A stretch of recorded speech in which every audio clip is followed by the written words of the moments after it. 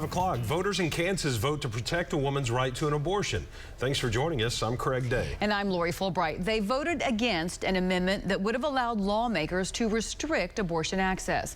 Many people in Oklahoma believe this is going to provide women here with a nearby state to get an abortion since they are now illegal in Oklahoma. News on 6's Kristen Weaver is live with both sides of the debate. Kristen?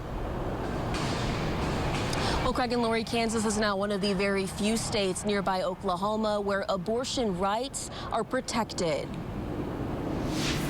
Pro-choice voters in Kansas cheered and clapped after about 60% of voters said no to an amendment to the state constitution that would have allowed lawmakers to restrict abortion access. The Kansas voters have sent a very clear message to the legislature that they considered this issue off the table. Zach Gingrich Gaylord works with Trust Women, a group that operates a Wichita abortion clinic. He says 60% of their patients are from out of state, and on Monday they had 52 appointments and nearly 700 phone calls. He hopes the vote encourages people to choose lawmakers who agree with their views. We knew that the majority of Kansans agreed with our campaign that they want access to abortion. Pro-life advocates were hoping the amendment would pass and say they'll continue to fight to end abortion. We do live in a realistic world, so even if we could get restrictions, we would be very thankful and happy for that. Cynthia Mooney lives in Tulsa and says the issue hits close to home. We've been watching it very closely at our house. I'm about to send off a